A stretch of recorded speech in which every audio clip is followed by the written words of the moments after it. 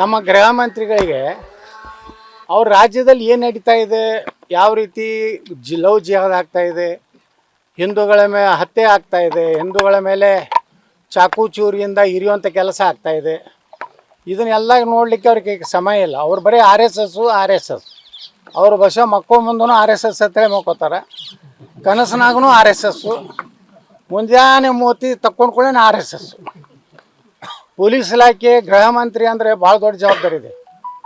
ಗೃಹ ಮಂತ್ರಿ ಹೆಂಗಂದ್ರೆ 24 ತಾಸೂ ಜಾಗೃತಿ ಇರಬೇಕಾಗ್ತದೆ. ಇಡೀ ರಾಜ್ಯದಲ್ಲಿ ಎಲ್ಲಿ ಗಲಭೆ ಆಗ್ತಾವೆ, ಎಲ್ಲಿ ಘಟನೆ ಆಗ್ತಾವೆ, ತಕ್ಷಣ ಅಲ್ಲಿನ ಪೊಲೀಸ್ ಅಧಿಕಾರಿಗಳ ಜೊತೆ ಮಾತಾಡಿ ನಿರ್ದಾಕ್ಷಿಣ್ಯವಾದಂಥ ಕ್ರಮ ತಗೋವಂಥದ್ದು ಮಾಡಬೇಕು. ಅದನ್ನು ಬಿಟ್ಟು ನಮ್ಮ ಗೃಹ ಮಂತ್ರಿಗಳು ಅದನ್ನೇನೂ ಮಾಡಲಾಗ್ಯಾರ. ಹಳ್ಳಿ ಮಿಳ್ಳಿ ಆರ್ ಎಸ್ ಎಸ್ನ ಬಿಟ್ಟರೆ ಇವತ್ತೇನು ಇದರಿಂದ ಕಾನೂನು ವ್ಯವಸ್ಥೆ ಕರ್ನಾಟಕದಲ್ಲಿ ಸಂಪೂರ್ಣ ಹಾಳಾಗಿದೆ. ಅದಕ್ಕೆ ನಾನು ಸರ್ಕಾರಕ್ಕೆ ಆಗ್ರಹ ಮಾಡ್ತೀನಿ, ಇವತ್ತು ಪೊಲೀಸರಿಗೆ ಫ್ರೀ ಹ್ಯಾಂಡ್ ಕೊಡಬೇಕು. ಇಂಥ ದುಷ್ಕರ್ಮಿಗಳೇನದಾರ ಇವ್ರನ್ನ ಅಲ್ಲೇ ಎನ್ಕೌಂಟ್ರ್ ಮಾಡುವಂಥ ಅಧಿಕಾರ ಕೊಡಬೇಕು ಪೊಲೀಸರಿಗೆ.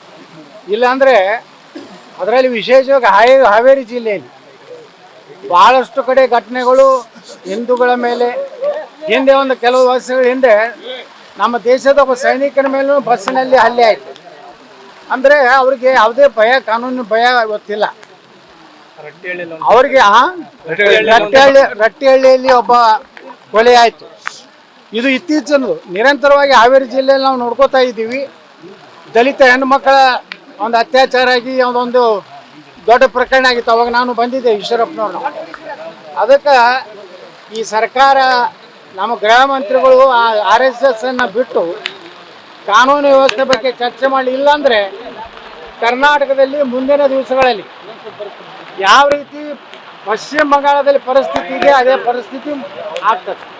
ಅದಕ್ಕೆ ನಾನು ಸರ್ಕಾರಕ್ಕೆ ಎಚ್ಚರಿಕೆ ಬಯಸ್ತಾ ಇದ್ದೀನಿ. ಈ ಕ್ರಮ ತಗೋಬೇಕು. ಇವ್ರೇನು ಗಾಯಾಳುಗಳಿಗೆ ಇವತ್ತೇನು ಅವರ ವೈದ್ಯಕೀಯ ಚಿಕಿತ್ಸೆಗಾಗಿ ನಾನು ವೈಯಕ್ತಿಕವಾಗಿ 2 ಲಕ್ಷ ರೂಪಾಯಿ ಹಣ ಕೊಟ್ಟಿದ್ದೇನೆ. ನಮ್ಮ ಗೃಹ ಮಂತ್ರಿಗಳಿಗೆ ಅವ್ರ ರಾಜ್ಯದಲ್ಲಿ ಏನು ನಡೀತಾ ಇದೆ, ಯಾವ ರೀತಿ ಲವ್ ಜಿಹಾದ್ ಆಗ್ತಾ ಇದೆ, ಹಿಂದೂಗಳ ಮೇಲೆ ಹತ್ಯೆ ಆಗ್ತಾ ಇದೆ, ಹಿಂದೂಗಳ ಮೇಲೆ ಚಾಕು ಚೂರಿಯಿಂದ ಇರಿಯುವಂಥ ಕೆಲಸ ಆಗ್ತಾ ಇದೆ, ಇದನ್ನೆಲ್ಲ ನೋಡಲಿಕ್ಕೆ ಅವ್ರಿಗೆ ಸಮಯ ಇಲ್ಲ. ಅವ್ರು ಬರೀ ಆರ್ ಎಸ್ ಎಸ್ ಅವ್ರ ಬಸ ಮಕ್ಕೋ ಮುಂದೂ ಆರ್ ಎಸ್ ಎಸ್ ಅಂತೇಳಿ ಮಕ್ಕೋತಾರೆ, ಕನಸಿನಾಗೂ ಆರ್ ಎಸ್ ಎಸ್ಸು, ಮುಂಜಾನೆ ಮೂತಿ ತಕ್ಕೊಂಡ್ಕೊಳ್ಳೇನೆ ಆರ್ ಎಸ್ ಎಸ್.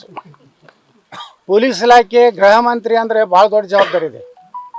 ಗೃಹ ಮಂತ್ರಿ ಹೆಂಗಂದ್ರೆ 24 ತಾಸೂ ಜಾಗೃತಿ ಇರಬೇಕಾಗ್ತದೆ. ಇಡೀ ರಾಜ್ಯದಲ್ಲಿ ಎಲ್ಲಿ ಗಲಭೆ ಆಗ್ತಾವೆ, ಎಲ್ಲಿ ಘಟನೆ ಆಗ್ತಾವೆ, ತಕ್ಷಣ ಅಲ್ಲಿನ ಪೊಲೀಸ್ ಅಧಿಕಾರಿಗಳ ಜೊತೆ ಮಾತಾಡಿ ನಿರ್ದಾಕ್ಷಿಣ್ಯವಾದಂಥ ಕ್ರಮ ತಗೋವಂಥದ್ದು ಮಾಡಬೇಕು. ಅದನ್ನು ಬಿಟ್ಟು ನಮ್ಮ ಗೃಹ ಮಂತ್ರಿಗಳು ಅದನ್ನೇನೂ ಮಾಡಲಾಗ್ಯಾರ. ಹಳ್ಳಿ ಮಿಳ್ಳಿ ಆರ್ ಎಸ್ ಎಸ್ನ ಬಿಟ್ಟರೆ ಇವತ್ತೇನು ಇದರಿಂದ ಕಾನೂನು ವ್ಯವಸ್ಥೆ ಕರ್ನಾಟಕದಲ್ಲಿ ಸಂಪೂರ್ಣ ಹಾಳಾಗಿದೆ. ಅದಕ್ಕೆ ನಾನು ಸರ್ಕಾರಕ್ಕೆ ಆಗ್ರಹ ಮಾಡ್ತೀನಿ, ಇವತ್ತು ಪೊಲೀಸರಿಗೆ ಫ್ರೀ ಹ್ಯಾಂಡ್ ಕೊಡಬೇಕು. ಇಂಥ ದುಷ್ಕರ್ಮಿಗಳೇನದಾರ ಇವ್ರನ್ನ ಅಲ್ಲೇ ಎನ್ಕೌಂಟ್ರ್ ಮಾಡುವಂಥ ಅಧಿಕಾರ ಕೊಡಬೇಕು ಪೊಲೀಸರಿಗೆ. ಇಲ್ಲಾಂದರೆ ಅದರಲ್ಲಿ ವಿಶೇಷವಾಗಿ ಹಾವೇರಿ ಜಿಲ್ಲೆಯಲ್ಲಿ ಭಾಳಷ್ಟು ಕಡೆ ಘಟನೆಗಳು ಹಿಂದೂಗಳ ಮೇಲೆ, ಹಿಂದೆ ಒಂದು ಕೆಲವು ವರ್ಷಗಳ ಹಿಂದೆ ನಮ್ಮ ದೇಶದ ಒಬ್ಬ ಸೈನಿಕನ ಮೇಲೂ ಬಸ್ಸಿನಲ್ಲಿ ಹಲ್ಲೆ ಆಯಿತು. ಅಂದರೆ ಅವ್ರಿಗೆ ಯಾವುದೇ ಭಯ, ಕಾನೂನು ಭಯ ಗೊತ್ತಿಲ್ಲ ಅವ್ರಿಗೆ. ರಟ್ಟಿಹಳ್ಳಿಯಲ್ಲಿ ಒಬ್ಬ ಕೊಲೆ ಆಯಿತು. ಇದು ಇತ್ತೀಚಿನದು. ನಿರಂತರವಾಗಿ ಹಾವೇರಿ ಜಿಲ್ಲೆಯಲ್ಲಿ ನಾವು ನೋಡ್ಕೋತಾ ಇದ್ದೀವಿ. ದಲಿತ ಹೆಣ್ಣುಮಕ್ಕಳ ಒಂದು ಅತ್ಯಾಚಾರ ಆಗಿ ಅದೊಂದು ದೊಡ್ಡ ಪ್ರಕರಣ ಆಗಿತ್ತು. ಅವಾಗ ನಾನು ಬಂದಿದ್ದೆ ಈಶ್ವರಪ್ಪನವ್ರನ್ನ. ಅದಕ್ಕೆ ಈ ಸರ್ಕಾರ, ನಮ್ಮ ಗೃಹ ಮಂತ್ರಿಗಳು ಆರ್ ಎಸ್ ಎಸ್ ಅನ್ನು ಬಿಟ್ಟು ಕಾನೂನು ವ್ಯವಸ್ಥೆ ಬಗ್ಗೆ ಚರ್ಚೆ ಮಾಡಲಿ. ಇಲ್ಲಾಂದರೆ ಕರ್ನಾಟಕದಲ್ಲಿ ಮುಂದಿನ ದಿವಸಗಳಲ್ಲಿ ಯಾವ ರೀತಿ ಪಶ್ಚಿಮ ಬಂಗಾಳದಲ್ಲಿ ಪರಿಸ್ಥಿತಿ ಇದೆ ಅದೇ ಪರಿಸ್ಥಿತಿ ಆಗ್ತದೆ. ಅದಕ್ಕೆ ನಾನು ಸರ್ಕಾರಕ್ಕೆ ಎಚ್ಚರಿಕೆ ಬಯಸ್ತಾ ಇದ್ದೀನಿ. ಈ ಕ್ರಮ ತಗೋಬೇಕು. ಇವ್ರೇನು ಗಾಯಾಳುಗಳಿಗೆ ಇವತ್ತೇನು ಅವರ ವೈದ್ಯಕೀಯ ಚಿಕಿತ್ಸೆಗಾಗಿ ನಾನು ವೈಯಕ್ತಿಕವಾಗಿ 2 ಲಕ್ಷ ರೂಪಾಯಿ ಹಣ ಕೊಟ್ಟಿದ್ದೇನೆ.